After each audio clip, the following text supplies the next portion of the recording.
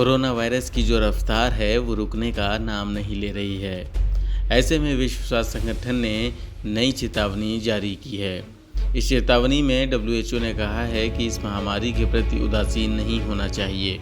ये महामारी और भी बदतर होती जा रही है।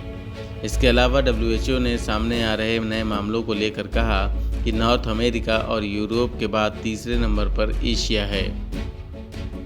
डब्ल्यूएचओ के महानिदेशक टेड्रोस एडहोनम घेब्रेयेसस के मुताबिक बीते 3 दिनों में कोरोना संक्रमण के जितने भी नए केस सामने आए हैं, उनमें से लगभग 75% से ज़्यादा मामले दक्षिण एशिया और यूएस ब्राज़ील के हैं। रविवार के दिन में सबसे ज़्यादा 1.36 लाख से ज़्यादा मरीज मिले, जिनमें 75% दक्षिण एशिया और अमेरिकी महाद्वीप के 10 देशों से सामने आए हैं।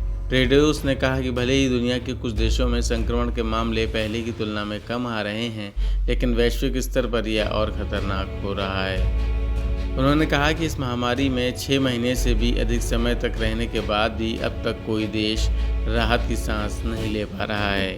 बीते 10 दिनों में से 9 दिनों में संक्रमण के 1 लाख से भी ज़्यादा मामलों की पुष्टि हुई है और जितने भी मामले कल सामने आए हैं, उनमें से 75% मामले सिर्फ 10 देशों से हैं। उनमें से ज़्यादातर केस अमेरिका और दक्षिण एशिया से हैं।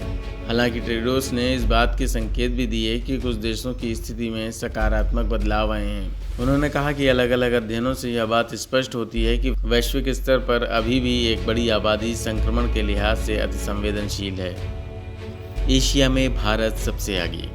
डब्ल्यूएचओ के मुताबिक एशिया में 14 लाख के करीब कोरोना संक्रमण के केस सामने आ चुके हैं, जो कि नॉर्थ अमेरिका और यूरोप के बाद तीसरे नंबर पर है। सबसे ज़्यादा खतरे की बात यह है कि इनमें से ज़्यादातर केस बीते 20 दिनों में ही सामने आए और 35,639 मौतें हुई हैं। एशिया में फ़िलहाल भारत में सबसे ज़्यादा 2,66,000 से ज़्यादा मामले आ चुके हैं और 7,400 से ज़्यादा लोगों की मौत हो चुकी है।